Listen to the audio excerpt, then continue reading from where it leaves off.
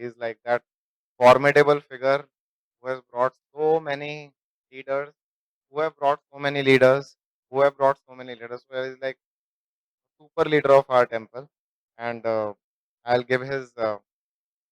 He can only whatever introduction is. It can only be brief only because he has so much he has done for Prabhupada and Radha Vrindavan Chandra that we cannot actually. It will become a lecture in itself. Anyways, so JaiDev Prabhu is born and brought up in Goa, and he graduated from IIT Bombay in year 1970. 1970. हमारा past life में हम पता नहीं कहाँ पे. So he did his BTech in chemical engineering, and after his engineering, he joined Kirloskar oil engine in Pune. Kirloskar consultant. Okay. And then no, this much I know, project. This one is right also. So he started his own company with his friends, and he's now owning almost 5 to 6 companies in grocery. Maybe he has divested another 5, 6, 4, 5, which were in grocery and Chakan, MIDC. He joined ISKCON in 1992. That is 30 years back. He came in Krishna consciousness and joined. And since then, he has been a very key pillar of Pune community. He's part of temple committee for a very, very long time. Interesting thing is they hosted a program by Radhesham Prabhu, which was called Atharva program. It was a very famous program. For all 20 years, they have hosted that program. And from that program, many brahmacharis and congregation devotees, leaders have come out of that program, which has been hosted at their place. So he's a member of councillor board, he's a member of TMC, and he is a member of finance committee. And uh, he's a great fatherly figure for us in ISKCON Pune. He's ideal grahastha, ideal disciple, counselor, leader, everything. So we are very fortunate we'll get to hear, some things, like wisdom, surpasses all the knowledge. So what we are going to hear from him is wisdom pure, because practicing for such a long time and consistently doing and consistently improving and becoming better and better is a great thing. So what he has done with his in Grahastha life will be a very, very key asset for us to hear. So over to His Grace JaiDev Prabhu, but before we hand over, let us wholeheartedly welcome him by loudly chanting 3 times. Haribol! Haribol! Srila Prabhupada ki jai. His Grace Atmarang Gaurang Prabhu introduced me as a leader. Don't you think leader is a disqualification in ISKCON spiritual life? How many of you agree that leader is a disqualification and the servant of the servant is a qualification? Raise your hands. How many agree that servant of the servant is a qualification? So you just imagine how far I have to progress from a leader to the servant of the servant of the servant, like he. So I'm inspired by him and by all of you. Individually, I cannot I cannot know each of you, but I'm inspired that you are in bhakti at such a young age, Vaishnavis as well as all youthful, energetic Vaishnavas, and I would have ideally tried to understand you, know your backgrounds, but then it may not be feasible. So I just hope that you will pray for me, and maybe in my next birth, I start bhakti at a very young age. Hare Krishna. So we'll thank you, Atmarang Gaurang Prabhu, for giving me an opportunity for my purification. Today, we'll discuss a topic which very exhaustively defines how a sadhaka or a devotee becomes pure devotee. Before that, let's start prayers. Om Gyantimirandasya Gyananjana Shalakaya Chakshurunmilitam Ena Tasmai Sri Gurave Namaha. श्रीचैतन्यमनोभीष्टं स्थापितं येन तते स्वयं रूप कदा मह्यं ददाति स्वपदान्तिकम्। वन्देऽहं श्रीगुरु श्रीयुतपदकमलं श्रीगुरून् वैष्णवाञ्च श्रीरूपं साग्रजातं सहगणरघुनाथान्वितं तं सजीवं साद्वैतं सावधूतं परिजनसहितं कृष्णचैतन्यदेवं श्रीराधाकृष्णपादान् सहगणललिता श्रीविशाखान्वितंश्च नमो ॐ विष्णुपदाय कृष्णप्रेष्ठाय भूतले श्रीमते भक्तिवेदान्त स्वामिनिति नामिने। नमस्ते सरस्वती देवे गौरवाणी प्रचारिणे निर्विशेषा शून्यवादी पाश्चात्यदेशतारिणे। नमो महावदन्याय कृष्णप्रेमप्रदायते कृष्णाय कृष्णचैतन्य नामिने गौरत्युषे नमः। हे कृष्णा करुणा सिन्धु दीनबन्धु जगत्पते गोपेश गोपिकान्त राधाकान्त नमस्तुते। तप्त कांचन गौरांगी श्रीराधे वृंदावनेश्वरी वृषभानुसुते देवी प्रणमामि हरिप्रिये। वाञ्छाकल्पतरुभ्यश्च कृपा सिन्धुभ्येव च पतितानां पावनेभ्यो वैष्णवेभ्यो नमो नमः। जय श्री कृष्ण चैतन्य प्रभु नित्यानंद श्री अद्वैत गदाधार सदि गौर भक्तवृंद। हरे नाम हरे नाम एव केवलम कलौ नास्तैव नास्तैव नास्तैव अन्यथा। हरे Krishna Krishna Krishna Hare Hare Hare Ram Ram Ram Hare Hare.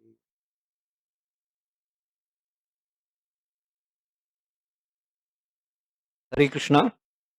I'll recite a shloka from the 6th canto, 17th chapter, verse number 27, and read Srila Prabhupada's translation and purport, and then we'll start our discussions.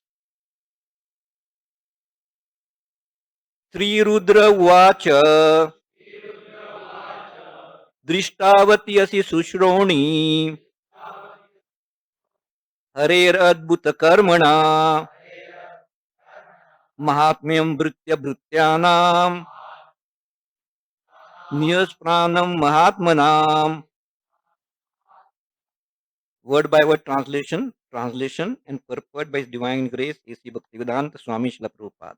Jai Srila Prabhupada. Sri Rudra Uvacha, Lord Shiva said, Drishtavati Asi, have you seen Sushroni, O beautiful Parvati, Hare, of the Supreme Personality of Godhead, Adbhuta Karmana, whose acts are wonderful, Mahatmyam, the greatness, Bhritya Bhrittanam, of the servants, Nispranam, who are without ambitions for sense gratification, Mahatmanam, great souls. Translation. Lord Shiva said, my dear beautiful Parvati, have you seen the greatness of the Vaishnavas? Being servants of the Supreme Personality of Godhead, Hari, they are great souls and are not interested in any kind of material happiness. Purport. Lord Shiva, the husband of Parvati, told his wife, my dear Parvati, you are very beautiful in your bodily features. Certainly, you are glorious, but I do not think that you can compete with the beauty and glory of devotees who have become servants of Supreme Personality of Godhead. Of course, Lord Shiva smiled when he joked with his wife in that way, for others cannot speak like that. The Supreme Lord, Shiva continued, is always exalted in his activities. And here is another example of his wonderful influence upon King Chitraketu. His devotee, just see, through, though you cursed the king, he was not at all afraid or sorry. Rather, he offered respect to you, called you mother, and accepted your curse, thinking himself faulty. He did not say anything in retaliation. This is the excellence of a devotee. By mildly tolerating your curse, he has certainly excelled the glory of your beauty and your power to curse him. I can impartially judge that this devotee, Chitraketu, has defeated you and your excellence simply by becoming a pure devotee of the Lord. As stated by Sri Chaitanya Mahaprabhu, Taror api sahishnuna.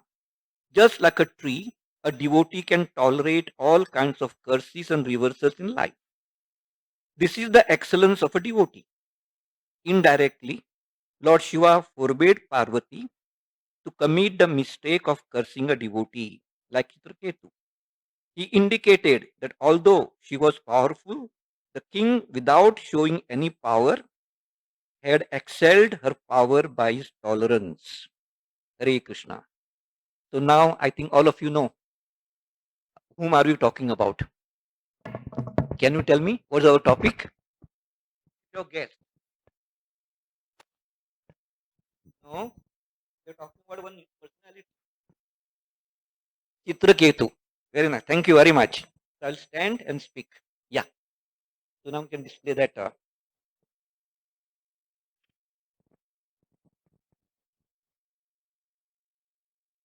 So yeah.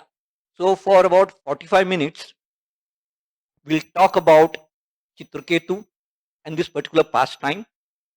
And then later half, we'll talk about what are the lessons we learn. We are sadhakas. We read a particular pastime. We read the purports of Srila Prabhupada. And Srila Prabhupada's purports contain a lot of lessons. So there may be innumerable lessons. But I have just, with limited knowledge that I have chosen about 7, 8 or 9 lessons. You are free to discuss further also if time permits. Okay? So let's start. The topic is Journey of Chitraketu. And how does the journey start? From imperfection to perfection. When we come into bhakti, we all have desires, limitations, anarthas. But one day, we don't know when that day will come, but we are hopeful and certain that that day will come. And then we want to be perfect. So from imperfection to perfection. Or you can also say in another angle, from partial material consciousness to spiritual consciousness, that is Krishna consciousness. We are part of ISKCON. Maybe many of you have pure Krishna consciousness. And that's why you have joined in such a young age. You are determined, dedicated, enthusiastic, eager to practice the teachings of Srila Prabhupada, all the Vaishnavis also. So, but for many of us, like me, it's a hard walk. So material consciousness to pure spiritual Krishna consciousness. And this journey is beautifully described by Shukdev Maharaj, Shukdev Goswami to Parikshit Maharaj in 6th canto, in 4 chapters, totaling 195 verses. This is one part of it. And another part precedes it. Again, there are 4 chapters where the story of Vritasur is discussed. And it contains again 4 chapters and 180 verses. And Prabhupada has given beautiful, inspiring purports. So our talk is mostly based on the purpose of Srila Prabhupada. Okay, next. The background.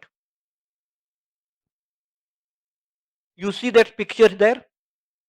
That is Vritasur. He's a demon. Even though he had a chance to defeat and kill Indra, he did not. Externally, he appears like a demon, fiery, loose talk, humiliating and insulting others. But internally, he is a great, pure devotee. His prayers at the end of the fourth chapter are really wonderful.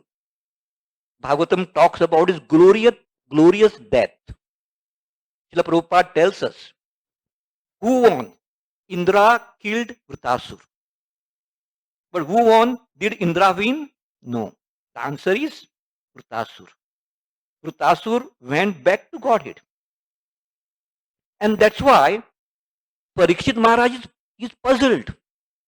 So the our topic starts with this inquiry. Parikshit Maharaj is asking Sukhdev Goswami, how come a demon?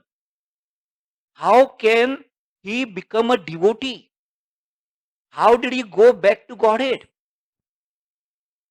Because bhakti is very, very rare. Even demigods and saints may not attain it in one lifetime. So how did Vritasur go back to Godhead? It's very rare. So please explain to me. So imagine how Parikshit Maharaj has been so focused, very, very eager to hear about Krishna's pastimes and his devotees' pastimes. And Parikshit Maharaj, when asking this question, Shukdev Goswami is very happy. He says, yes, I will narrate you the story which I heard from Parampara, from Vyasdev, Narad and Deval. So this is Shukdev Goswami's reply. I have heard a story, Itihas. It is not a story, it is an Itihas. And I'll tell you about it. And that's how the story starts. What is Vritasur's past life?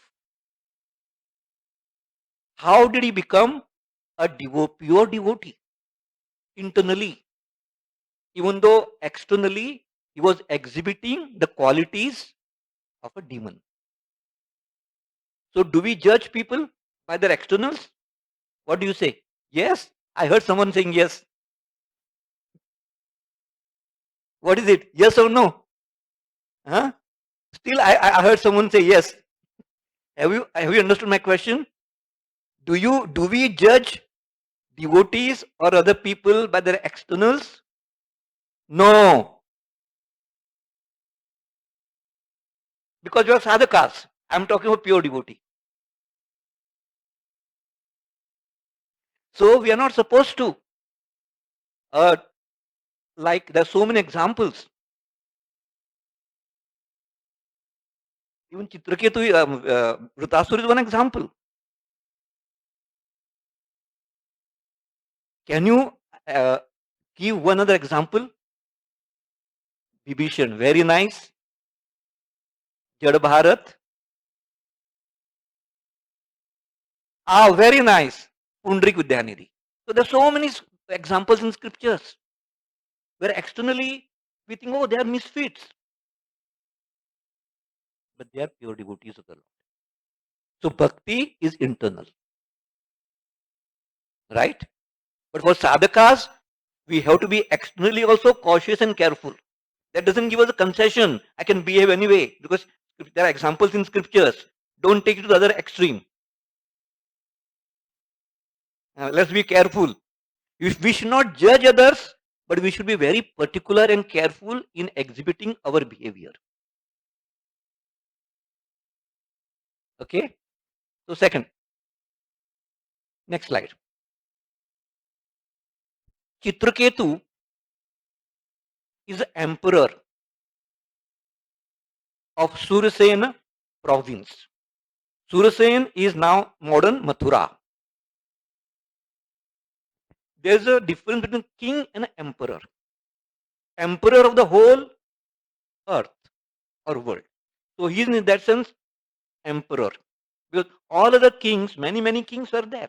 They were under his subjugation. And he was beautiful, handsome, opulent, young, magnanimous, educated, all wonderful qualities. Plus, he was also a devotee of the Lord.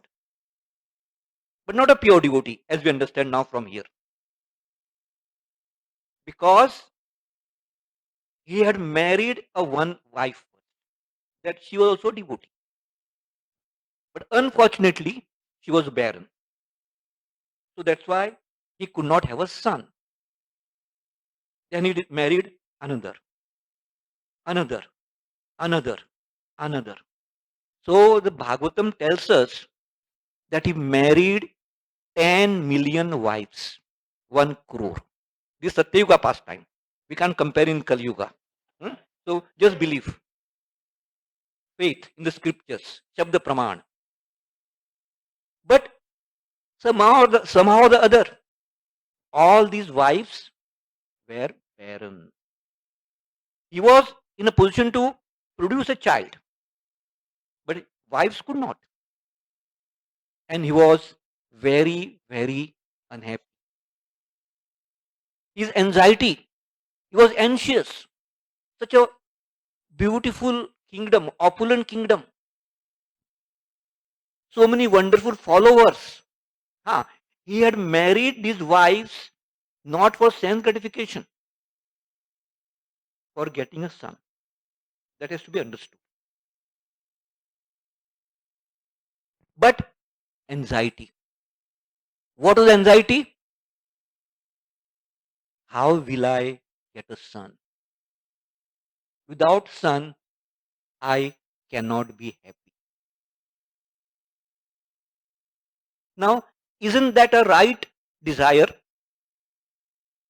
Because as per dharma, religiosity, a son is required. It's quite but obvious. And the king was concerned. You can go to the next. His desire was basically, his hankering. He was so desperate for a son. Why did he want a son? We have to understand the reason behind it. We know in Bhagavad Gita, Arjuna also gives his various reasons why he doesn't want to fight the war. And one of the reasons is Pindadan. Or there will be no one to perform Shraddha, pay oblations, and liberate the forefathers and the father when the father is dead. That's what also Arjuna says. The same logic Chitraketu had. How will my forefathers and even I will be liberated from the darkest region of Narak, hellish planets? I want a son. And that's why when you have this one particular desire, it's like contagious. So many other desires, anxiety, mental anxiety, frustration, disorder, worry, so many, some tension. You must be have done your course of how to have tension free, right? By chanting. What is the stress management? Many of you must have done the stress management course. Yeah. So all these anxieties come. So physically, he was happy, but mentally, all stressed up. And then that's why even Chanakya Pandit says, Putrahinam Griha Shunyam. It's common. Without a son, the house is like a desert. And Prabhupada also quotes, Grahastha life means not just a wife, it's a family life. All of us, or all of you will be Grahasthas, right? Nityanand Sabha. Grahastha or Brahmachari from spiritual point of view, devotional point of view, no difference at all. Ultimately, everyone has to be a devotee, right? So, next slide. Here, Angira Rishi arrival and sacrifice. Good. This is Angira Rishi. He's performing sacrifice. So before that, just go to next slide. A particular word is very, very important. Yadrishya. And this word Yadrishya is repeated in Bhagavatam number of times. By providence, by sweet will, unexpectedly. There's no reason behind it. Just someone just appears. We say by chance. But as Prabhupada tells us, nothing happens by chance. So in this case, one day, out of blue, as we call it, or suddenly, or Yadrishya, Bhagavatam says Yadrishya, Angira Muni appeared. And when the Rishi came,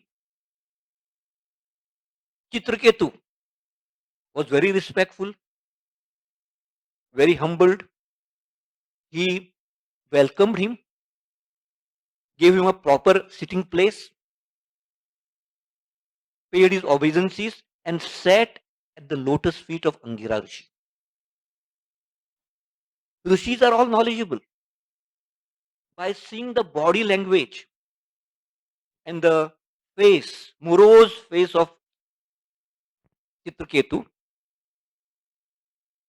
Angira Muni understood that king is not very happy and satisfied. So he started making inquiries. And normally, for a king, the rishi always asks questions about his duties. Is your praja happy? Are you managing properly? Are your ministers happy? Are you taking proper advice from your spiritual master? Brahmanas. Prabhupada talks about it. Kshatriyas used to take guidance from Brahmanas, who were the spiritual masters, Diksha Guru, etc. So, are you taking proper advice? So, Prabhupada tells us in this purport that the king is happy when he takes advice from Brahmanas, takes advice from the ministers, take proper care of the citizens, maintains the kingdom nicely, utilizes all the facilities in Krishna's service. Raj Rishis.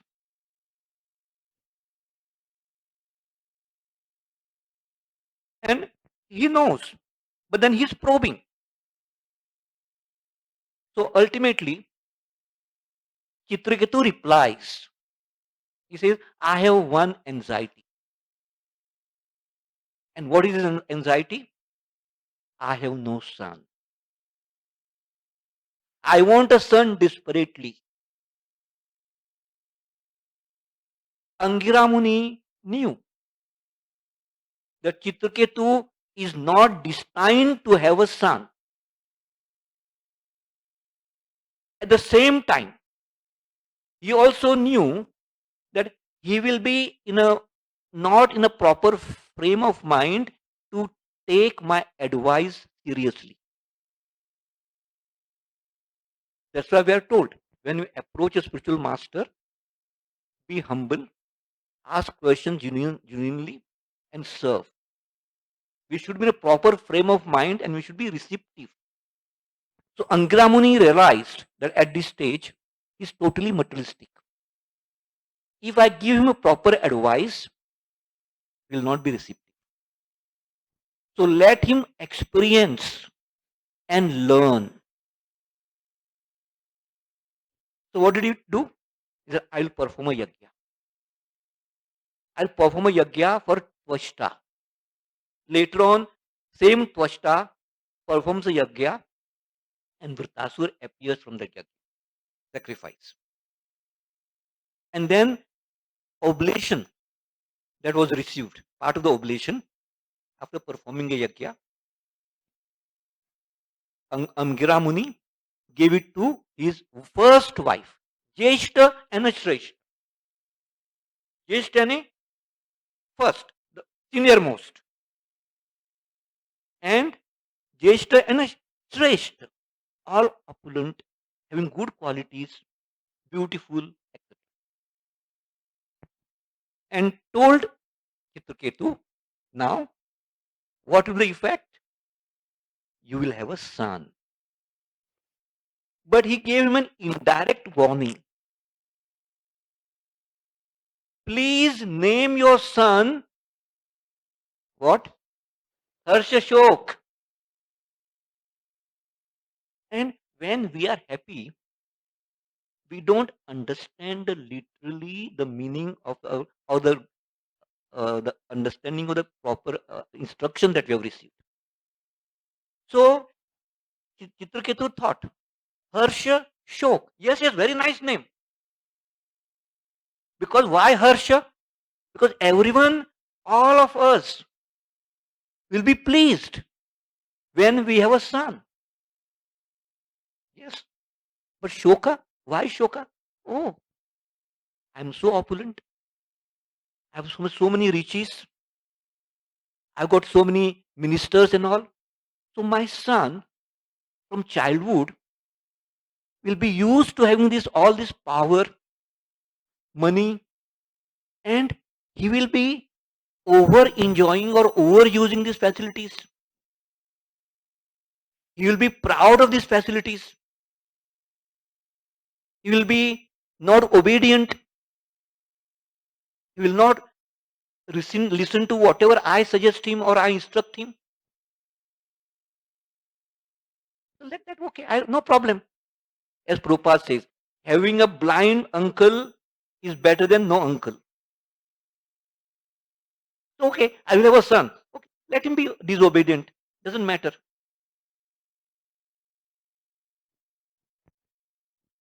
So, giving him this instruction that please name the son Harshashok. Angira Muni left. Okay, next slide. Naturally, in the due course of time, Kritaduti delivered a son, beautiful son, and Chitraketu's joy had no limits. He asked for benedictions and wishes for his son from all Brahmanas. He invited all the Brahmanas, flooded them with riches, charity. He gave them gold, silver, houses, land, elephants, horses, name whatever, and he gave them all. He invited all the people, so happy. He invited many people and gave them charity and asked for benedictions. Let my son be knowledgeable, let my son be healthy, beautiful, etc. etc. Bhagavatam says, or Prabhupada tells us in the purport, he like a cloud, the cloud goes on pouring rain. Similarly, Chitraketu went on distributing charity. He was so happy. And then, next slide, comes a duality of the material world. As we discussed, 10 million and only one queen has a son. That would have been also all right if Chitraketu had not neglected these wives. Chitraketu became so overjoyed with his son, he became so attached to his son and his wife Kritaduti that in the process he neglected all these other wives. So we see what neglect does? It creates havoc. In terms of, if you go on neglecting someone who is a close earlier in your life, maybe close relative, close friend, or whoever, and the situation has changed. If you don't know anyone, and then it's okay. The neglect doesn't come in the picture. When do you use the word neglect? Earlier, you're very, very, very friendly, very, very nice. You're in mutual exchanges, loving exchanges. But suddenly, these exchanges stop. And then the other person starts thinking, oh, what has happened? I'm approachable, but why is he not approaching me? Oh, the reason is that. The reason is this. Then envy starts thinking. You must have heard the shloka from Bhagavad Gita, Dhayato Vishan Pumsa. Same thing here. Envy. And then envy becomes dvesh, ati dvesh. When you say we, etc. in Srimad Bhagavad Sanskrit, it's unlimited. It started increasing and increasing with dvesh. Along with the envy, the thought was thinking power goes tipsy topsy. You can't think properly. Nashta mataya. You lose your intelligence. And when you lose intelligence and when you become envy, you also become daruna chetasaha, hard hearted. No feelings for that particular person who is neglecting you or with whom he is connected. You become their enemies, hard hearted. Normally, just imagine all Vaishnavis and ladies are supposed to be very soft hearted. Right? You agree? Yes or no? Oh, thank you. I want some reciprocation. So these lady queens, they were from good social background, were practicing sadhakas. But when the situation changes, when you're being neglected, what do they become? Hard hearted. And also along with envy comes durmashaha, intolerancy. And what was their logic? Oh, we are not getting proper respect and treatment. What is neglect? That you don't get proper respect and treatment. We are being treated like servant. So some other queens say, no, no, servant, worse than that. We are being treated like maids of the servants. In spiritual language, it's a good qualification, right? But materially, who would like to be a servant? Everyone would like to be a leader. So we said, they said, oh, what is this? No. And they came to a dangerous solution. And what is the solution? Poison the child. Innocent child. Not connected with their anxiety, problem, difficulty. Their main uh, complaint was regarding Chitrekutu and Kritadyuti. Kritadyuti also started to behave in a different way. Earlier, she was very friendly with these queens, co-wives. But now she said, I have something unique, special, USP, unique, special point. And then she also became arrogant. She started becoming, talking roughly and intolerant with the queens. Treated them like servants. And that's how they develop these feelings. And the king has no time. All the time he was in the palace of Kritadyuti with Harshashok. But somehow or the other, the queens had an access to the palace, her palace. So we don't know how, somehow or the other, they managed poison and gave the poison to this innocent baby. Next. So one day, when after the poison was injected or given, the child was sleeping. Krityaduti was expecting the child to get up and play. He wasn't. She called for the nurse. Please wake up the child. Nurse went and saw the symptoms of the child's eyes were upwards. He was not breathing. She started shouting. She became unconscious. What has happened? Hearing her shouts, Krityaduti came. She saw and she became a hysteric. She became unconscious. And then everyone in the palace, servants, maids, and all the other queens, they came running. These queens also started crying pretentiously. Internally they were happy, but externally they were weeping. And when Chitrekutu was some other place, when he heard this shouting and all this, all ministers had also joined. So Chitrekutu was also confused. What has happened? So when he was told that your son is dead, Chitrekutu became as bad as blind man. He could not walk properly. He was so choked up with grief and distress. He was trying to walk, used to fall down, used to get up again, walk, fall down.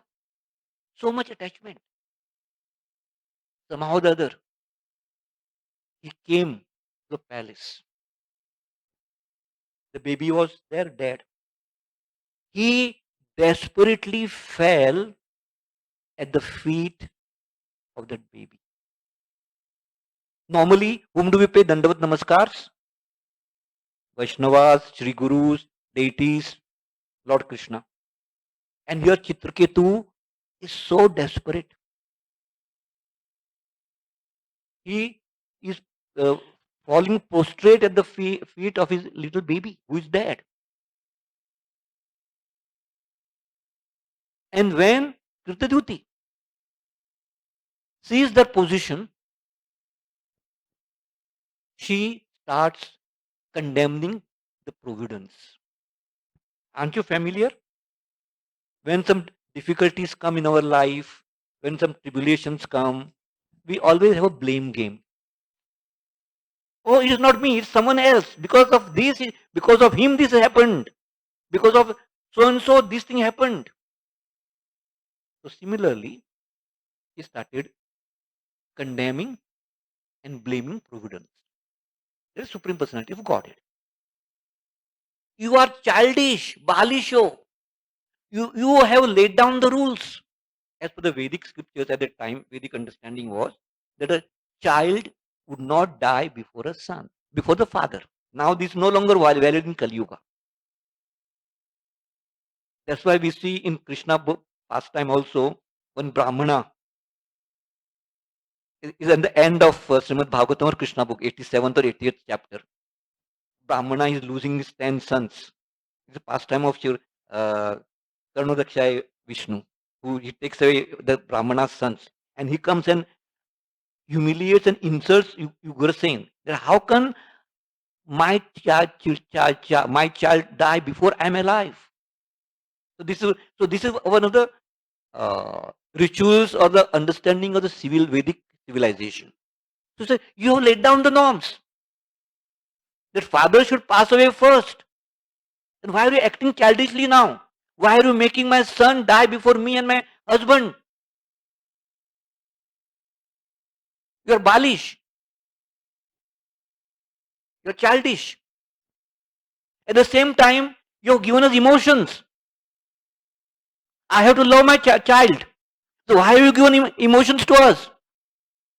You are unintelligent. You don't know what you are doing. And went on and on and on. And then he started talking to the dead child. How hysterical she is, you can imagine. She sees her child absolutely dead. But she'll hope against hope. Child, wake up, wake up. Your father and mother are waiting for you. They want to embrace you. Come, come, it's already late. Get up, get up. And then, after talking for such a lengthy time, when she realized there's no response from the child, she partially came to her senses and understood that the child is dead. And at that time, again, who appeared? Angira Muni with Narad Muni. See how Krishna's arrangement. Adrishya. Now, this Bhagavatam doesn't mention the second time Adrishya. Only first time it mentioned Adrishya. And then, next slide. Angira Muni and Narad Muni. They appear.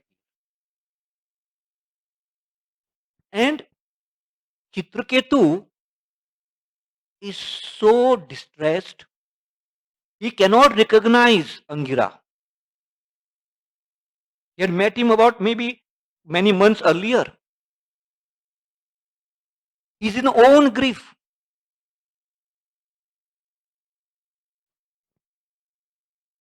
So, first Angira and then Narad Muni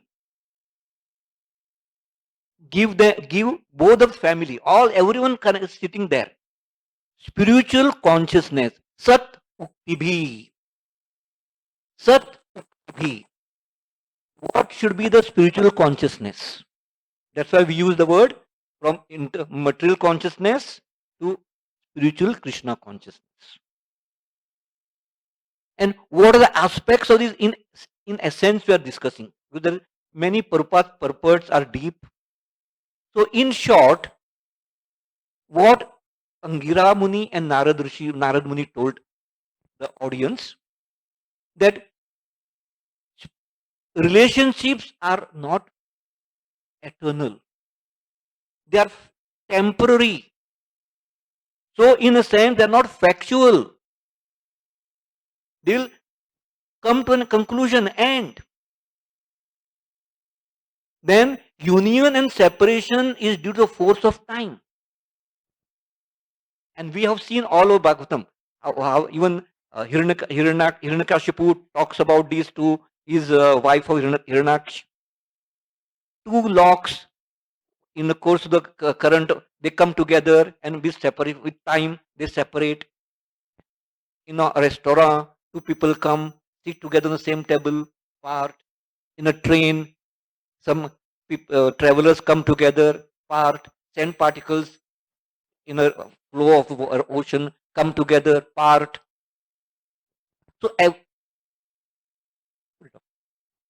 So union and separation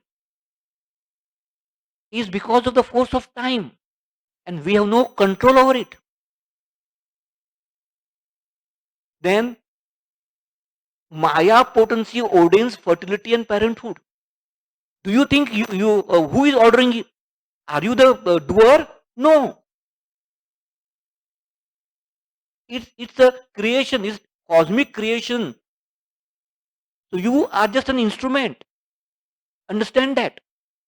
And all these material relationships are temporary, because it's Lord's play.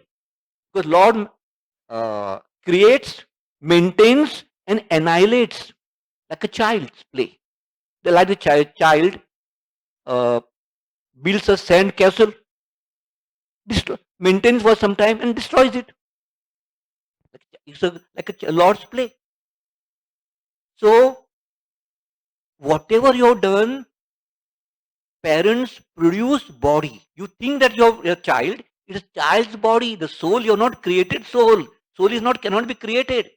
Soul is eternal. So parents produce body, not the soul. And designations are all imaginary. Earlier he had heard, but he was hankering for one particular fulfillment of the desire. Now here he is totally distressed, lamenting, totally lamenting. He has experienced the pleasure of having a son, and now he is singing or experiencing the displeasure and the hurt and distress of of losing a son. So he is placed in such a situation where he is more susceptible to accept spiritual knowledge. And he is.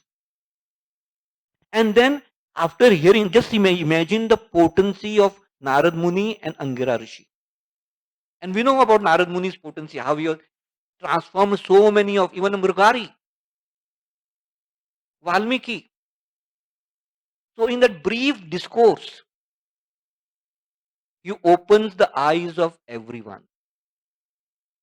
And now Angira, now Chitrekutu, earlier he had not paid dandavats or obeisances to these two rishis. He was more concerned with displaying his emotions to the dead child. He gets up and pays obeisances to these two great rishis and seeks more knowledge. He says, now tell me, who are you? You are our well-wishers. So I can understand that you are saintly people moving on different places in the world to spread spiritual knowledge and Krishna consciousness. And then Angra says, my dear Chitraketu, do you remember? Many months back, I had come, I had fulfilled your desire of having a son. Then Chitraketu immediately inquired, why didn't you give me that knowledge at that time, which you gave me just now? And what is Angra saying? You were not prepared. Are you all prepared? Yes or no? Huh? I heard someone say no first. So we also have to be prepared. ISKCON, Krishna provides all the facilities. But how to utilize the facilities to the best of our advantage is up to us. Like I said, you can take the horse up to the river, but you can't make him drink. So what are the qualifications? Enthusiasm, nectar of instruction, right? You must have, you're experts in all this. Eagerness, tremendous desire to have that Atma Tattva, which now Chitraketu is developing. And when, you can go to the next slide also, no problem. Yeah. When this discourse was heard by these queens who had given poison, their hearts were also transformed. They felt guilty within. Their bodily luster decreased. In modern day, just see how the system worked in Vedic culture and how it works in modern times. In modern times, it's compulsorily someone is caught, someone is punished, no spontaneous atonement. But here we see the queens are spontaneously ready for willingness, spontaneously willing to atone. Bala Hatya Vrata. They want to perform a vrata, penances and austerities for committing such a murder, Bala Hatya. They ask later on, Brahmanas, because this is on Mathura, which is on the bank of Yamuna. So they perform austerities and penances for many, many years. They now do not have a desire to have a child or son. The desire is totally gone. That means they are totally detached. And on the bank of the river Jamuna, under the guidance of Brahmanas, they are busy performing these penances and austerities. Voluntary atonement. In modern days, they would have been caught, sentenced to jail. They would have been brought to the court and then sentenced to a jail. In a jail where the atonement happens heart transformation takes place or not, no, it's difficult to talk about it. But here they have a heart transformation also, along with Krutyaduti and Chitraketu.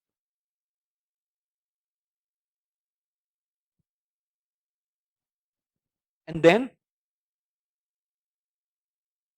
Chitraketu is more interested in knowing about Brahma Gyan. So, to make it more serious, Narada make the Jiva speak. Next slide. Yeah. Mind is a real position of the soul. Then before that also, he initiates, Narada initiates Chitraketu by giving a mantra. He says, you within these 7 days, you recite this mantra without honoring food or fruits, just with water. Chant this mantra and you will be able to take darshan of Chitraketu. So sorry, Sankarshan. And Param Jnanam, that both of them again give. Second time there is a discourse in this within this short period. There they talk about Param Jnanam. What is the position of the soul? Mind is the source of all actions. Body is the source of all miseries. All proper knowledge they give. Second time.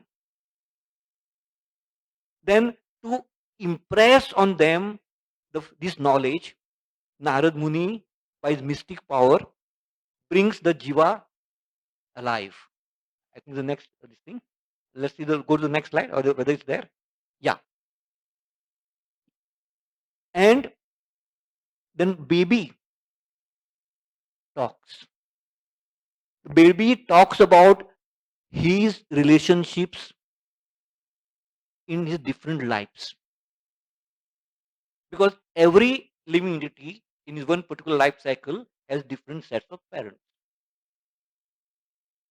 So he says, very, very important, give up the understanding the possessive fact, feeling of possessiveness is temporary, based in one particular life. The next life, you may not be my parents. Someone else will be. So the possessiveness is the feeling that is there in only this particular life. As long as the body is there, or the soul is there in the body, when the soul departs, soul is eternal.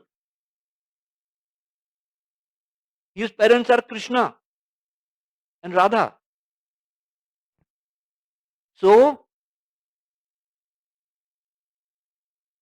when again they hear, after this, sorry, I mentioned Queen's atonement earlier. At this, after hearing the child, Queens also atone. They do the funeral for the child, and then the queens also go and do the penances. Okay, next slide.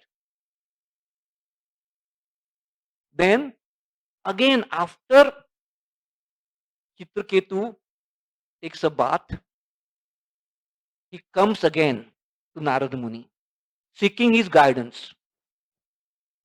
And then he follows the instructions of Narada, chants mantra for 8 days with loving feeling, focused, and then he attains the darshan of Lord Sankarshan. And when Lord Sankarshan appears, Chitraketu prays. Lengthy prayers again, and mostly about devotional service. How Lord's devotees and the Lord are very intimate. How they love and care for each other. So mostly the devotional aspect of is there in his prayers. And then Lord's response. Again, Lord give him that knowledge and tells him briefly about difference between the Lord and Jiva, the features of the Lord, etc.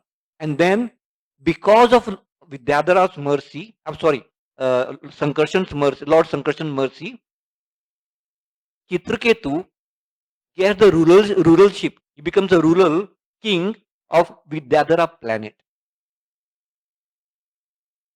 And he goes to that planet. Then next. So when he goes to Vidyadhara planet, Lord Shankarshan gives him benedictions. He is beautiful. His senses, his body, they are not deteriorated. So he lives there for lakhs and lakhs of years. He's a devotee. Now he knows the importance of devotional service. Lord Narad Muni has given you a mantra. So he does kirtan, and Lord also gives you aeroplane. So in the association of Vidyadhara, beautiful woman, he goes on chanting all the time. Imagine, he's surrounded by beautiful woman. But what is consciousness? Not disturbed by this woman. Totally focused on pleasing the Lord. So chanting his glories. So in that section, Prabhupada talks about the advantage and the importance of holy name and japa.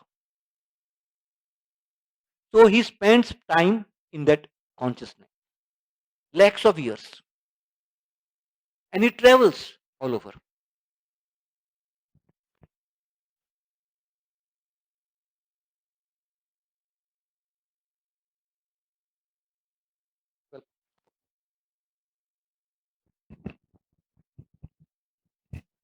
So then Chitraketu travels, and once he comes to in the Sumeru mountain valleys, he sees Lord Shiva preaching to so many sages, and Parvati is sitting on his lap, and Shiva is embracing her. Chitraketu is astonished at this scene. He is not actually offending. In a subtle way, he is criticizing. He is amazed at Shiva's sense control, mind control. But at the same time, he thinks that his mind control is much better than Shiva's, because he's also there with thousands of Vidyadhara ladies. And he says, how come you are acting? And he says, you are such a advanced devotee. You have such a mind control. You are loka guru. You preach dharma, but as a shameless person, like a shameless person, you are embracing your wife and preaching to others. Lord Shiva and all other saintly people understand what is the purpose of Chitraketu. Chitraketu wanted to safeguard Lord Shiva's image, because others should not follow in Shiva's footsteps. That was the purpose. Second purpose was, why did Chitraketu laugh? And here Prabhupada mentions about our Acharya's commentaries. And when Chitraketu laughs, Mother Parvati becomes angry. So Acharyas explain four important aspects. The Lord wanted Chitraketu to come back to Vaikuntha as early as possible. And that's why within the hearts of Mother Parvati, Lord inspired Parvati to curse Chitraketu. This is first. Second, as we discussed, he was having a long life in Vidyadhara planet. And that was not suitable. The best Lord wanted him close to him. So he wanted to discontinue that. Third, Lord wanted him to enjoy and experience prema bhav in separation. That's a Vritasur. And the Lord wanted him to have enjoy the sweetness of loving service in Vaikuntha. So Lord ordained this particular pastime. Mother Parvati cursed. She called him my little son, my son, be a demon. Because you're an upstart, you're trying to teach us what are the rules and regulations, etc. As soon as Chitraketu heard this, he got down from the airplane, begged forgiveness from Mother Parvati. He says, you are not responsible, neither am I responsible. I am enjoying the fruits of my past activities. The Lord ordains everything. And I'm willing to undergo the ordeal. Please bless me. And Mother Parvati and all other people are surprised. And then we read the purport. The Lord Shiva explains to Parvati how the devotees, their opulence, their beauty, their tolerance. We read that purport. So we will not talk because we have to finish within about 5 minutes. And then Chitraketu is born as Vritasur. I'll just display the some of the. We'll just read uh, within very fast the lessons that we learn from this particular pastime. Can you display that? Those? I'll just read. Can you read fast? We'll not discuss much about it. Or I'll read. All of our material desires cannot be fulfilled. Only those which we are qualified for by our past deeds and which we deserve will be fulfilled by Prakriti. Desire, deserve, and Prakriti is the triangle. So don't over endeavor. It's not endeavor, it's don't over endeavor. Second, do not approach saintly people for fulfillment of your material desires. Approach them for spiritual guidance. Third, as the name Harsha Shoka suggests, material existence is of duality. Happiness and distress are integral part of material existence. Try to deal and transcend them with spiritual knowledge, strength, and maturity. Fourth, be balanced and respectful while dealing with your close family members, relatives, etc. Don't get too attached or over neglect them. The results could be catastrophic and may lead to emotional turbulence. Fifth, self-realization and God realization are the aim of life. They can be attained by the guidance and mercy of Shiksha and Diksha Gurus with our sincere endeavor. Along with the understanding of Siddhanta, practicing of sadhana, exhibition of Vaishnava qualities, sadachar is very, very important.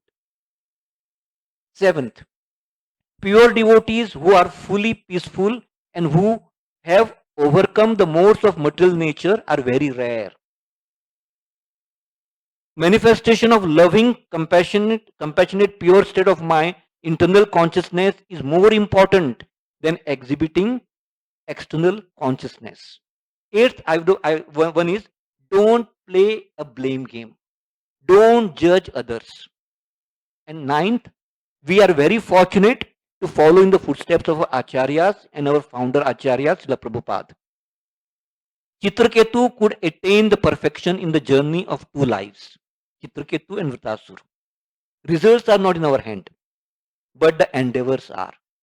It's up to us how fast we want to go back to Godhead. And why did I talk about Chitraketu? Because he is a Grasta.